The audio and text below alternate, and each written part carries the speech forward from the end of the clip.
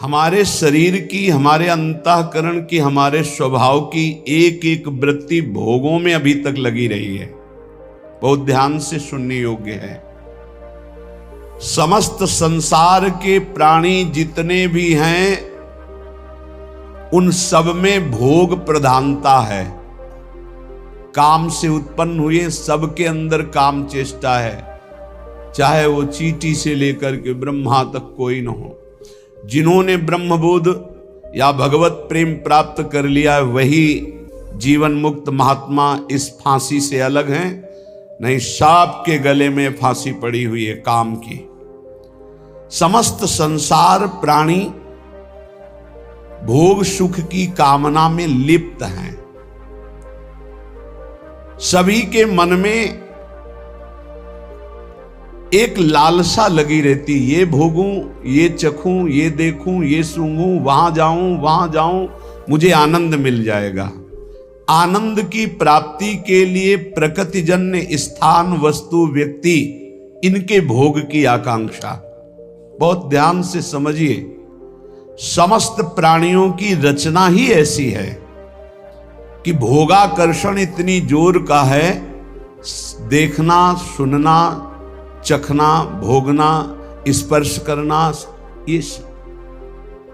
यही पूरा चिंतन चलता रहता है रात दिन। क्या खाना है, कहां जाना है, क्या देखना है, क्या सुनना है, क्या भोगना है, क्या पाना है, क्या, बस यही चलता रहता है। मनुष्य प्रधान है समस्त योनियों में, क्योंकि बुद्धि प्रधान है, पर यह भी दिन रात इसी चिंता में जलता रहता है भोगों की लालसा पूरी करने के लिए।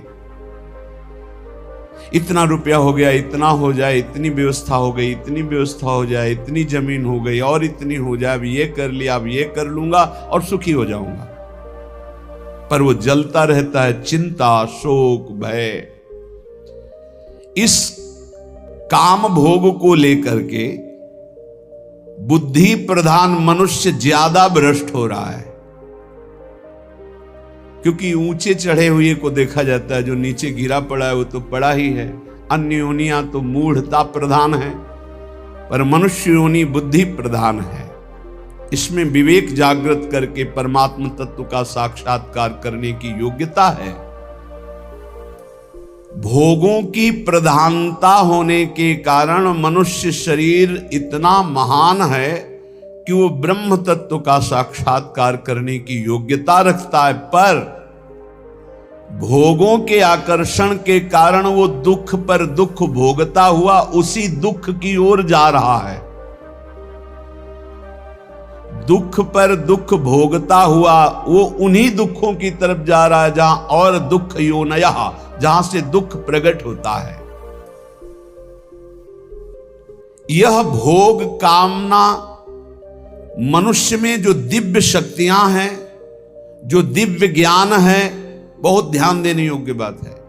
मनुष्य में जो दिव्य शक्तियां हैं, दिव्य ज्ञान है, दिव्य आनंद है, उसको ये भोग वासना ढक देती है।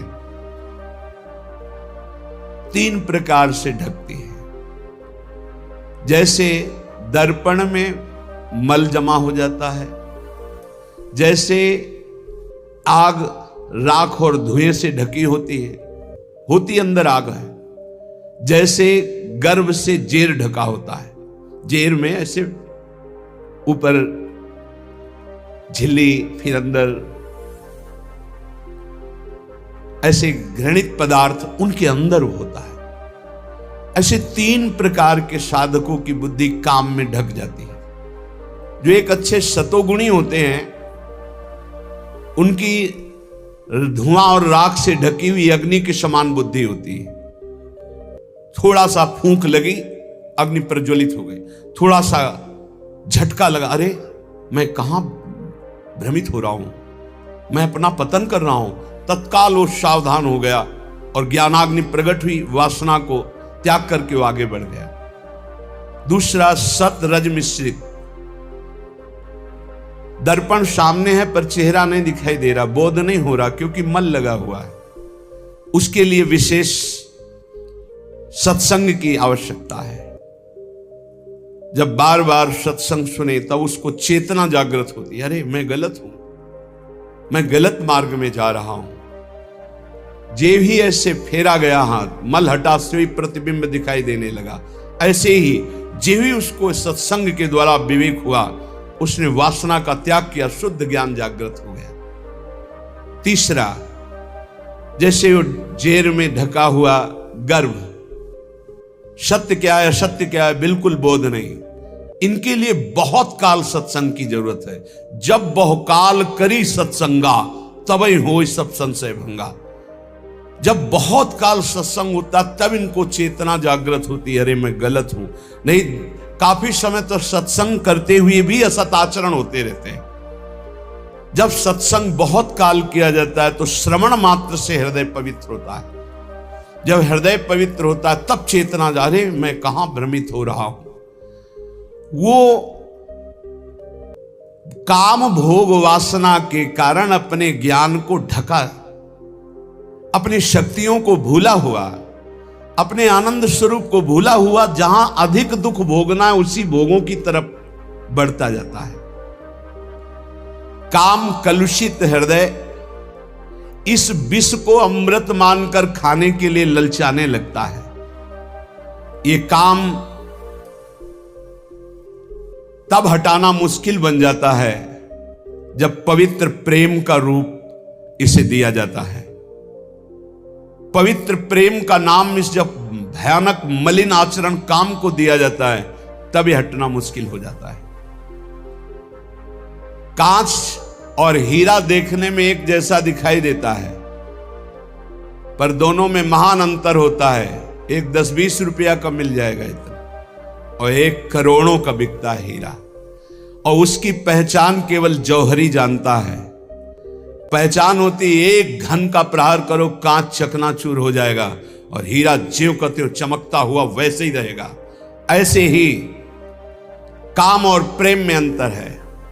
काम सुसुख वांछा, जहां प्रतिकूलता है तो चूर चूर हो जाएगा वो, और प्रेम प्रतिकूलता में निखार आता है। कोई असली प्रेमी ही पहचानता है कि प्रेम किसे कहते हैं और काम किसे कहते हैं। बिरले ही कोई होते हैं जो प्रेम को जानते नहीं तो काम को ही प्रेम मान लेते हैं। प्रेम शून्य काम भाव को प्रेम मानकर जब स्वीकार कर लिया जाता है तब इसको दूर करना बहुत कठिन होता है, क्योंकि दोष को दोष मान लिया जाए तो निकल जाएगा, गुण मान लिया जाए तो बहुत कठिन होता है निकल पाना। काम अंधा होता है, प्रेम निर्मल तेजोमय भास्कर के समान होता है। जैसे अंधा मनुष्य कम से कम अपने को तो जानता है, लेकिन कामांध पुरुष तो अपने को भी नहीं जानता कि मैं क्या करने जा रहा हूं, क्या कर रहा हूं, क्यों कर रहा हूं, इसका परिणाम क्या होगा, वो इसे नहीं जान पाता। कोआ मदांधो, अंधों में अंधा बड़ा कौन है? बोले मदना तुरोवा, जिसे काम व्याप्त कर लिया, अधीन कर लिया, सबसे बड़ा अंधा है, उसको कुछ नहीं दिखाई देता। कामांध मनुष्य अपने हित को भी नहीं जानता, इसलिए अंधों में बड़ा अंधा कामांध है। काम उदय होने पर विद्वान की विद्वता, त्यागी का त्याग, तपस्वी की तपस्या, साधु की साधुता, वैरागी का वैराग्य क्षण मात्र में नष्ट हो जाता है, क्षण मात्र में नष्ट हो जाता है। कामांध मनुष्य अपना तो कल्याण कर ही नहीं सकता, बल्कि उल्टा अपना सर्वनाश कर लेता है। काम की दृष्टि अधा होती है, अधो अंगों में होती है,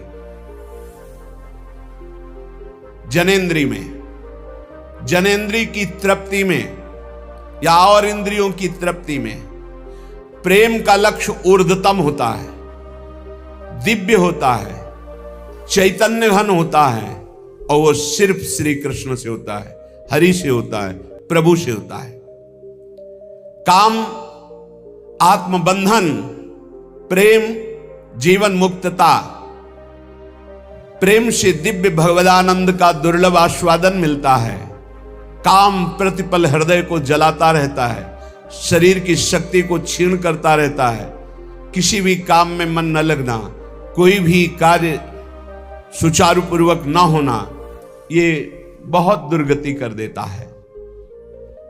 कामेर तात्पर्य निज संभोग केवल, कृष्ण सुख तात्पर्य प्रेम तो प्रबल।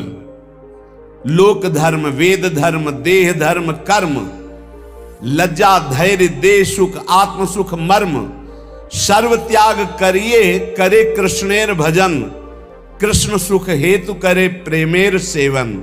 अतएव कामे प्रेमे बहुत अंतर, कामंदतम प्रेम निर्मल भास्कर। जब मनुष्य की कामना शरीर में केंद्रित होती कि शरीर भोग कर सुखी होऊंगा, उसका ज्ञान ढक जाता है, उसकी दिव्य शक्ति ढक जाती है, उसका आनंद ढक जाता है और बड़ा नीच होता चला जाता है वो। और जब सत्संग के द्वारा हमारी चित्त वृत्ति केंद्रित होती परमात्मा में, प्रभु में, श्री कृष्ण में, श्री हरि में, प्रियाजू में, तब वो दिव्य प्रेम बनता है। प्रेम शब्द केवल भगवत चरणारविंद में जुड़ने से होगा। संसार में प्रेम नहीं होता, काम होता है, राग होता है, मोह होता है, आसक्ति होती है।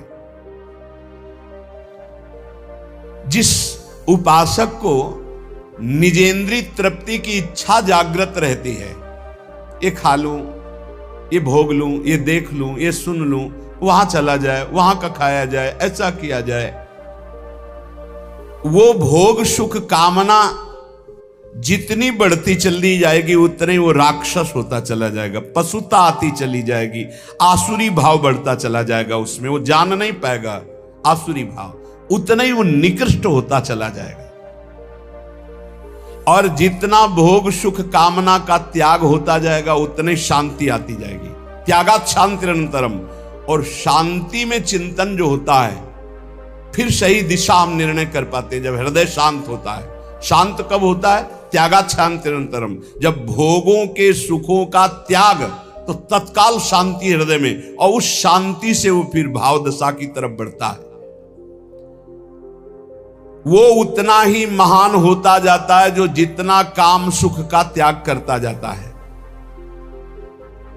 जो शरीर भोग सुख को सर्वथा भूल करके एकमात्र परमात्म चिंतन में रमा रहता है, उसे ही महापुरुष कहते हैं।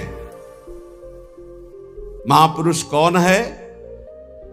जो मदन सुख, जो मोहाशक्ति और जो मद, तीनों पर विजय प्राप्त किए हुए, तीन मकार पर जो विजय प्राप्त किए हुए महापुरुष है। जो काम विजयी है, जो अहंकार विजयी है, और जिसकी कहीं भी मोह ममता नहीं है, एकमात्र प्रभु श्री हरि में, वही महापुरुष है।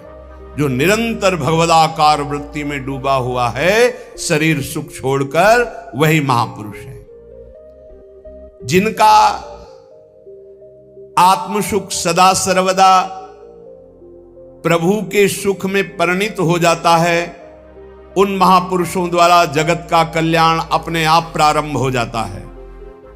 वो जगत बंदनी, उनकी तुलना में कोई भी तपस्वी या कोई भी नहीं हो सकता। जो निरंतर भगवान के चिंतन में डूबे हैं, शरीर सुख के त्यागी हैं, उन महापुरुषों के द्वारा जगत मंगल स्वयं होता है। उनको संकल्प नहीं करना पड़ता, उनकी बराबरी कोई नहीं कर सकता। जो प्रेमी जन होते हैं, वो इष्ट सुख प्राणा होते हैं।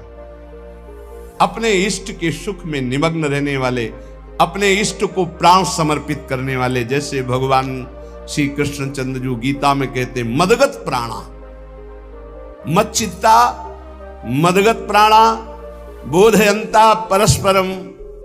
जो मेरे में सदैव चित्त लगाए हुए हैं और मेरे को प्राण समर्पित कर दिए हैं। अब जीने मरने की परवाह नहीं, अब भूख प्यास की परवाह नहीं, अब दुख सुख की परवाह नहीं, क्योंकि मेरे प्राण प्राणनाथ को समर्पित है। उनका सहज सुख हो जाता है भगवदानंद। जैसे अभी सहज सुख है विषयानंद, हमारी वृत्तियां सहज में विषयानंद में जाती है, ऐसे उन महापुरुषों का सहज चिंतन, सहज आनंद भगवदानंद होता है। वेद धर्म, देह धर्म, लोक धर्म, लोक की लज्जा, देह सुख, आत्म सुख, परिवार सुख, आर्यपथ, धन के द्वारा प्राप्त सुख, ये सब का त्याग हो जाता है। एकमात्र केवल प्रभु, अपने आराध्य देव, प्रिया प्रीतम, श्यामा श्याम। जब तक उपासक के हृदय में लोक की परवाह है, परलोक की परवाह है, वैदिक सिद्धांतों की परवाह है, भोग मोक्ष की परवाह है, तब तक अभी प्रेम रण क्षेत्र में वो नहीं उतरा। जो प्रेम क्षेत्र में उतरता है, न लाज तीन लोकन की, न वेद को कहो करे, न शंख भूत प्रेत की, न देव जच्छते डरे, सुने न कान और की, दृश्य न और इच्छना। जो अपने इष्ट देव के लिए सर्वस्व का त्याग करके, निज सुख का विस्मरण करके केवल इष्ट सुख में तन्मय हैं, उन्हीं को प्रेमी कहते हैं, उन्हीं को प्रेमी कहते हैं। इस शरीर सुखों को प्रेमी नहीं कहते। निज सुख कामना को जब प्रीति रस की उपाधि दी जाती है तब वो मलिन हो जाती है। जहां निज सुख कामना, हे प्रभु मैं आपकी आराधना करता हूं, मेरा काम ये पूरा हो जाए, मेरी ये चाह पूरी हो जाए, मेरा ये मेरा ये मेरा ये, तो प्रभु तुम्हारे है ही नहीं। प्रभु से केवल काम करवाने की बात कर रहे हो, अपने को प्रभु का प्रेमी कहलाते हो। बोले उपाधि मात्र है, प्रेम नहीं है। प्रेम निरुपाध ही होता है। प्रेम में मांग नहीं होती इस बात की मेरी ये बात पूरी हो जाए, क्योंकि मेरा शब्द तो गया प्रभु के पास। ये तन प्रभु का, मन प्रभु का, प्राण प्रभु का, परिवार प्रभु का, जगत प्रभु का, मेरे सिर्फ प्रभु, मेरे तो गिरधर गोपाल, दूसरों न कोई। जब आप ही मेरे हो तो आपसे क्या मांगना है, आप ही मेरे हो। तो प्रश्न बनता है, क्या ऐसे निरुपाधि प्रेमी में भगवत दर्शन की भी लालसा नहीं होती? क्या अपने इष्ट के दर्शन की चाह करना भी प्रेम में कलंक है या बाधा है? क्या उनकी सेवा सुख में निमग्न होना भी बाधा है? सेवा करते हुए सुखी होना, उनके दर्शन की चाह रखना, उनसे मिलन की आकांक्षा रखना, क्या यह भी प्रेम में बाधा है? बोले नहीं। तो इसमें फिर आ जाता है ना अपना सुख, कि प्रभु को देखकर मुझे सुख होता है, प्रभु की सेवा करके मुझे सुख होता है, तो हम तो सुख ले रहे हैं ना, तो तत्सुख कहां हुआ? बोले नहीं। बड़ा सूक्ष्म वर्णन किया है। जब उपासक उपासना में तन्मय होता है तो उपास्य देव के मिलन की प्रबल आकांक्षा जगती है। ये उपासना का रंग है और इसे कामना नहीं कहते, इसे कामना नहीं। प्रभु के मिलन की चाह बंदनीय है और जगत की वस्तु व्यक्ति स्था की चाह ये निंदनीय, ये त्याज्य है, ये बंदनीय है। तो इसमें स्वसुख तो होता ही है, प्रभु को देखकर भक्त को सुख होता है, फिर हां होता है, पर उससे कई गुना बढ़कर प्रभु को सुख होता है। प्रभु को सुखी देखकर वो उपासक और सुखी होता है, या सुख की होड़ लगी रहती है, तत्सुख की होड़ लगी रहती है। एक हृदय में महान उल्लास, मेरे प्रभु कब मिलेंगे, कब मिलेंगे, इसे विरह कहते हैं। ये प्रेम का स्वरूप है। ये चाह अचाह स्थिति से भी ऊपर की है, अचाह स्थिति से ऊपर की स्थिति है। कब मिलोगे प्यारे, कब मिलोगे? मिले हुए भी बार बार मिलन में एक नवीन मिलन, एक नवीन मिलन की चाह। जब उपासक उपास्य देव को देखता है तो उपास्य देव को देखने में जो उसे सुख होता है, उस सुख को देखकर उपास्य देव के हृदय जो आनंद समुद्र हैं उनमें उफान आता, उनको सुखी देख करके उपासक का और सुख बढ़ता है। ये सुख बढ़ता ही रहता है निरंतर। उनका रूप लावण्य, इनकी प्यास जैसे जैसे बढ़ती वैसे वैसे रूप लावण्य बढ़ता है। ये कामना नहीं है, ये निष्कामता का फल है प्रेम। ये समुज्वल सुमधुर आनंद ज्योति प्रसरित उपासक जब अपने आराध्य देव को देखकर आनंदित होता है तो ये देखकर आराध्य देव और आनंदित होते हैं। आराध्य देव को आनंदित देखकर उपासक और आनंदित होता है। आनंद की वृद्धि अनंत काल तक चलती रहती है। प्रभु सुखत्वे प्रेमी सुखत्वम तत्सुखत्वेन पुनः प्रभु सुखत्वम, ये होड़ चलती रहती है। भगवान श्री कृष्ण चंद्र कह रहे कि जैसे हमारी प्रेमी गोपीजन हैं, उनका वस्त्राभूषण धारण करना, श्रृंगार करना, खाना पीना, शरीर सजाना, ये सब केवल मेरे लिए है। ऐसे प्रेमी का खाना पीना, शरीर सजाना, जीवन धारण करना, ये केवल अपने प्रीतम प्रभु के लिए है। निजांगमपि या गोप्यो ममेति समुपासते ताभ्या परम न मे पार्थ निगूढ़ प्रेम भाजनम। अर्जुन, ये जो मेरी गोपियां हैं ये अपने अंगों को मलमल करके साफ करते हैं, उपटन आदि अंगराग आदि से सजाती है। किस लिए? मेरी सेवा के लिए। मेरे निगूढ़ प्रेम पात्र गोपियां हैं। तो प्रेमी अपने देह की रक्षा करता है, वो ये मान के नहीं कि मेरी है, नहीं, ये प्रभु की धरोहर है, प्रभु की सेवा पात्र है। प्रेमी अपने शरीर को सजाता है। जा रहा हूं सेवा में इस समय, तिलक रचना, चंदन रचना, अपनी प्रसादी की सब धारण करके फिर प्रभु की सेवा में। इलायची मुख में है प्रसादी कि कहीं मुख की दुर्गंध ना हो। इत्र शरीर में प्रसादी छिड़का हुआ, सज धज करके प्रभु की सेवा में जा रहा है।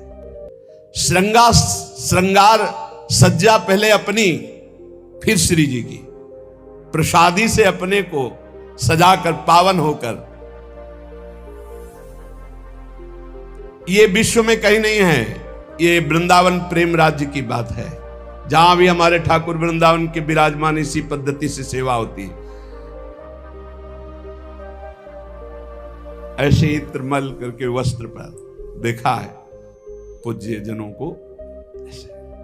श्री जी को स्नान कराने जा रहे हैं ना, तो प्रसादी इत्र पहले लगा के मुख में इलायची रख करके श्री जी की सेवा में जा रहे हैं।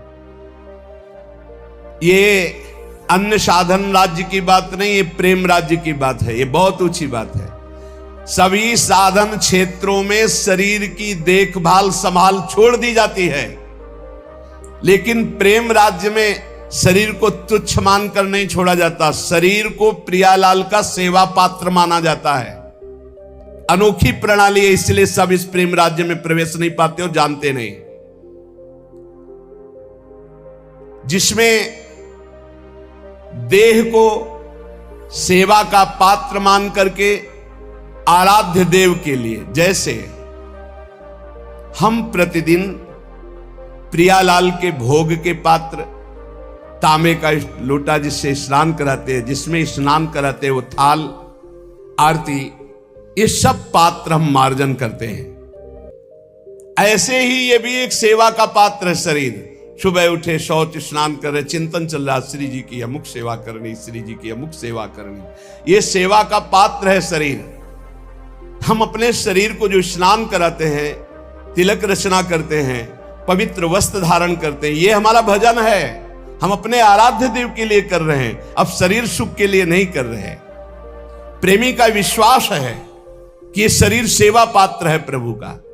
जैसे अन्न सेवा के पात्र हैं, ऐसे ये शरीर सेवा का पात्र, इसे बड़ा पवित्र रखना है। इसे बड़ा संभाल के रखना। यह धरोहर है श्री जी की, ये श्री जी की सेवा पात्र है। शरीर को जो सेवा पात्र मानते हैं उनको ये ज्ञान धारण करने की जरूरत नहीं कि मैं शरीर नहीं हूं, ये शरीर नाशवान है, जरूरत नहीं। बहुत बहुत मंगलमय प्रसंग है समझने का, और बहुत सरल सहज है। पूजा की वस्तु पूज्य की संपत्ति होती है, पुजारी सिर्फ पूजा कर सकता है। ये पूजा की वस्तु है, इस पर अधिकार पूज्य प्रियालाल का है, वो हमारे, ये हमारे आराध्य देव की संपत्ति है। पुजारी तो सिर्फ देख रेख संभाल सजावट करता है। ठीक ऐसे ही गोपीजन अपने शरीर को संभालती है, सजाती है श्री कृष्ण के लिए। मानती हैं गोपीजन की हमारे पास से जो कुछ तन मन प्राण है श्री कृष्ण का है, श्री कृष्ण की संपत्ति है। ठीक प्रेमी ऐसे ही मानता है, ये तन मन प्राण ये मेरे प्रियालाल की संपत्ति है। ऐसे उपासकों को कंठी तिलक रचना यह सब देखकर आराध्य देव मुस्कुराते हैं। यही कहा था गुरुदेव भगवान ने कि श्री जी को सुख मिलता है, राधा वल्लभ लाल मुस्कुरा देते, मेरा दास आ गया। कभी नहीं, बिना तिलक के कभी नहीं रहना चाहिए। और गुरुदेव के प्रताप से, उनके प्रसाद से जब 20 वर्ष पहले आज्ञा हुई थी वैसे ये हमारी रुचि नहीं, क्योंकि वहां देव भाव का त्याग है। ये सब याद नहीं कि कभी चंदन लगाया हो 20 वर्ष संन्यास में, कभी नहीं। बस वही गंगा स्नान किया, ऐसे लिया, त्रिपुंड खींच लिया, बस। शरीर को धोना, पोछना, वस्त्राभूषण साफ करके पहनना, अपने को श्रृंगारित करके सेवा में पहुंचना, ये प्रेमियों का खेल, ये प्रेमियों का मार्ग है। इसीलिए परम उच्च कोटि की साधना को साधारण लोग नहीं जान सकते। भभूत रमाने में तो लगेगा त्यागी है, लेकिन उससे भी करोड़ गुना वो त्यागी जो श्रृंगार किए जा रहा श्री जी की सेवा में। क्यों? क्योंकि वो भभूत लगा रहा अपने शरीर में, लेकिन वो अपना शरीर ही नहीं मान रहा, वो सेवा का पात्र प्रभु की मान रहा है। सहज विरक्ति शरीर से, सहज विरक्ति। और भगवत सेवा सुख का सुख न लेना, उनके सुख के सुख में निमग्न रहना, ये आगे चल करके स्थिति आती है। जैसे एक गोपी श्री कृष्ण सेवा के लिए श्रृंगारित होकर गई और उसे सेवा सुख मिला, व्यजन सेवा।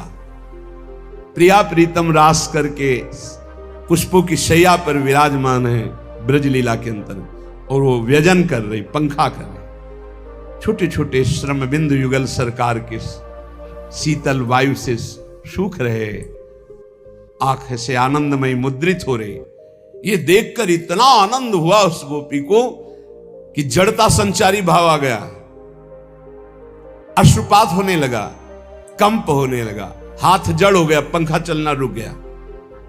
बस दूसरी गोपी ने सावधान किया ब्रजलीला के अंतर, हे तू सेवा सुख में निमग्न होकर इष्ट सुख को भूल गई।